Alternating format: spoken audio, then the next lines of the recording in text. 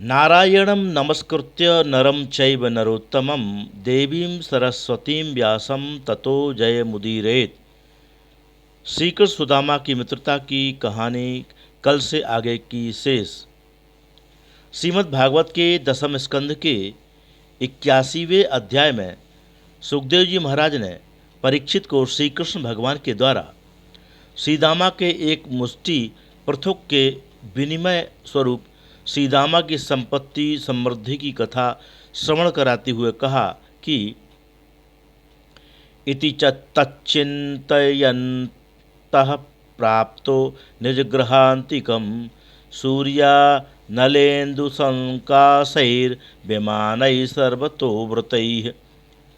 श्री व्यास नंदन सुखदेव जी महाराज ने कहा कि हे परीक्षित, मार्ग में श्री कृष्ण भगवान के प्रेम और सेवा का चिंतन करते हुए श्री दामा जी जब अपने नगर में अपने भवन में के समीप पहुँचे तो उनको एक ऐसा भवन दिखाई दे रहा था कि ऐसा भवन तो इस जगत में कोई भी शिल्पी निर्मित कर ही नहीं सकता। सूर्या नलेन्दु संकाशैर विमानैः सर्वतो व्रतम। सूर्य अनल अर्थात अग्नि और चंद्रमा के समान दैदीप्यमान विमान प्रकाशित हो रहे थे। भवन के समीप में ही ऐसे ऐसे विमान स्थित थे। श्री दामा ने देखा कि एक इतनी विशाल वसुधा में अनेक विमान रखे हुए हैं। विचित्र विचित्र उपवन है। उपवन के विविध प्रकार के वृक्षों में पक्षियों का कलरव सुनाई दे रहा है। अनेक विध पुष्पों से पुष्पित उपवन से सुगंधित वायु प्रवाहित हो रही है। जुष्टं स्वलंकृतं पुंभिः स्त्रीभिश्च हरिणाक्षिभिः। भवन के चारों ओर पुंभिः अर्थात अलंकारालंकृत पुरुष यहाँ से वहाँ भ्रमण कर रहे हैं।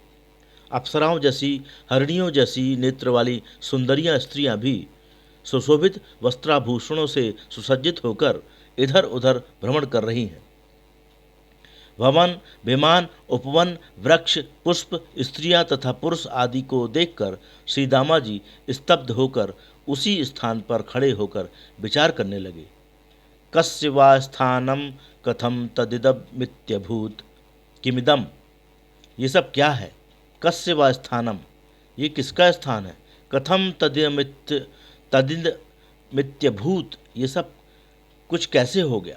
मार्ग भी वही, नगर भी वही है, यहाँ की स्त्री पुरुष भी वही हैं, किंतु ये सब कुछ अकस्मात परिवर्तित कैसे हो गया? इतने अल्पकाल में इतना अधिक परिवर्तन तो अविश्वसनीय है। ये किसका स्थान होगा? ये सेवक सेविकाएं कहाँ से आ गए? एवं मीमांसमानं तम नरा नार्यो मरा प्रभाह। श्री दामा जी ऐसी मीमांसा अर्थात विचार ही कर रहे थे। एक ही क्षण में देखा कि अमर प्रभ अर्थात देवताओं जैसे वस्त्रों को धारण किए हुए स्त्री पुरुष चले आ रहे हैं। प्रत्यग्रहणन महाभागम गीतवादेन भूयसा। देवी तुल्य नारियां तथा देवतुल्य पुरुष गीत संगीत वाद्य यंत्रों के साथ श्री दामा को प्रणाम करते हुए कहने लगे कि आपका स्वागत है महाभाग, हम सभी आपके ही सेवक सेविका हैं, आपको ही लेने के लिए आए हैं। श्री दामा ने नेत्रों की चंचलता इतनी अधिक बढ़ गई कि वे स्थिर होकर किसी एक को नहीं देख सके। कभी भवन उपवन की ओर दृष्टि जाती तो कभी उन सेवक सेविकाएं की ओर दृष्टि जाकर रुक जाती। कभी उन भवनों के गवाक्षों अर्थात खिड़कियों की ओर देखते थे तो अनेक स्त्रियों पुरुषों का निरंतर आवागमन दिखाई देता था। ये जो भी कुछ दिखाई देता था वो तो राजाओं के यहाँ भी ऐसा दिखाई देता है, इसलिए ऐसा प्रतीत हो रहा था कि ये सब कुछ किसी और का ही है। मैं तो यहाँ कैसे भी आ गया हूँ। किंतु जब उन दिव्य स्त्री पुरुषों ने भेरी शंख आदि को बजाते हुए श्री दामा को ऐसे प्रणाम किया जैसे किसी महाराज को प्रणाम किया जाता है तो और अधिक संभ्रम बढ़ गया। यदि पत्नी दिख जाए तो श्री दामा को विश्वास हो कि मैं अपने नगर में ही हूँ। पतिमागतमाकर्ण्य पत्न्योद्धर्षाति संभ्रमा निश्चक्राम गृहात् तूर्णं रूपिणी श्रीरिवालयात्। श्री सुखदेव जी महाराज कहते हैं कि हे राजन, पतिमागत माकर्ण पत्न्युद्धर्षाति संभ्रमा। पति के आने का समाचार सुनकर श्री दामा की पत्नी इतनी अधिक आनंद में निमग्न हो गई कि समझ में नहीं आ रहा कि मैं क्या करूं, कैसे जाऊं। जैसी स्थिति में थी वैसी स्थिति में दौड़ पड़ी। रूपणी सी रिवालयात, रूपणी अर्थात अति रूपवती थी। इतनी अधिक सुंदर लग रही थी जैसे लक्ष्मी जी अभी अभी अपने घर से निकल रही हों। निश्चक्राम गृहात् तूर्णम, घर से अतिशीघ्र ही निकलकर सीधा माँ जी के समीप पहुंच गई। पतिव्रता पतिम दृष्ट्वा प्रेमोत्कंठा सुलोचना। श्री दामा जी की पतिव्रता पत्नी ने जैसे ही अपने पति श्री दामा को देखा तो प्रेम के कारण उनके नेत्रों से अश्रुधारा प्रवाहित होने लगी। पत्नी को लग रहा था कि मैं इनका हृदय से आलिंगन कर लूं, इनको अपनी भुजाओं में आबद्ध कर लूं, किंतु सभी स्त्री पुरुषों के सामने वह बेबस हो रही थी। मीलिताक्ष न मद बुद्ध्या मनसा परिसस्वजे। उस पतिव्रता ने सीदामा के समक्ष ही अपने नेत्रों को बंद कर लिया और बुद्धि से प्रणाम करके मन ही मन में सीदामा को अपने गले से लगा लिया। आलिंगन करते हुए अपने पति के प्रेमानंद में निमग्न उस पतिव्रता के नेत्र ही नहीं खुल रहे थे। सीदामा ने नेत्रों को बंद किए हुए अपनी पत्नी को देखा तो आश्चर्यचकित हो गए। इतना श्रृंगार तो विवाह काल में भी नहीं देखा था जितना श्रृंगार आज दिखाई दे रहा था। पत्नीम वीक्ष विस्फुरंतीम देवीम वैमानिकी विभो। सीदामा की पत्नी वैमानिकी देवी अर्थात विमानों में बैठकर आकाश मंडल में विचरण करने वाली देवी के समान लग रही थी। सीदामा ने अपनी पत्नी को अनेक दासियों के मध्य में स्थित देखा तो देखते ही रह गया, विस्मित होकर देखते ही रह गया। एक शब्द भी मुख से नहीं निकल रहा था। ना तो पत्नी कुछ बोल रही थी और ना ही सीदामा ही कुछ बोल रही थी। सीदामा जी अपनी पत्नी के संकेतानुसार भवन की ओर चल पड़े। उस पतिव्रता पत्नी ने सीदामा जी को उनके भवन में प्रवेश कराते हुए आश्चर्यचकित सीदामा को स्वर्ण पर्यंक में विराजमान करवाया। मणिस्तंभ सतोपेतम महेंद्र भवनम यथा। बहुमूल मणियों से जड़ित सतोपेतम अर्थात 100 स्तंभों से युक्त विशाल भवन था। ऐसा प्रतीत हो रहा था कि जैसे स्वर्गाधिपति देवराज महेंद्र इंद्र का भवन हो। पत्नी ने सीदामा को जिस पर्यंक में विराजमान कराया था उसमें दुग्ध के फैन के सदृश धवल श्वेत वस्त्र बिछे हुए थे। पर्यंका हेमदंडानी चामरभ्यजनानि च। सीदामा ने चारों ओर बिछे हुए पर्यंक अर्थात शयन के लिए अनेक पलंग देखे। प्रत्येक पलंग के चारों आधार स्तंभ हेमदंड अर्थात सोने के थे। पलंग के ऊपर भी स्वर्ण दंड निकले हुए थे। चामर और व्यजन अर्थात पंखा भी रखे हुए थे। सेवक सेविकाएं इन पंखों से हवा कर रहे थे।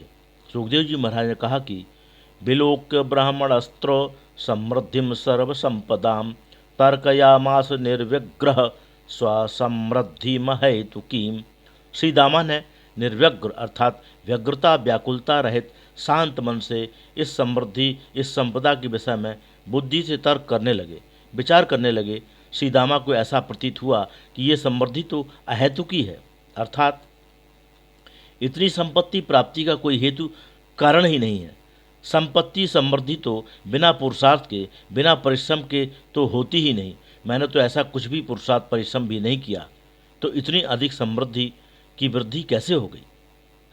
पुनः पुनः एक ही विचार आ रहा था कि अकस्मात इतनी विशाल पृथ्वी में स्वर्ग सदृश सामग्री सहित तथा सेवक सेविकाओं सहित अकस्मात कैसे हो सकता है, इसका क्या कारण है।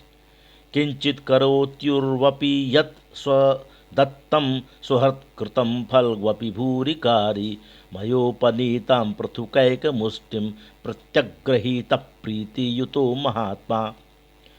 सुखदेव जी महाराज ने कहा कि हे परीक्षित, भवन उपवन सहित रुद्धि सिद्धि आदि को देखकर श्री दामा ने श्री कृष्ण की उदारता का वर्णन करते हुए कहा कि हे कृष्ण, आपके जैसा स्वभाव किसी जीव का तो होता ही नहीं।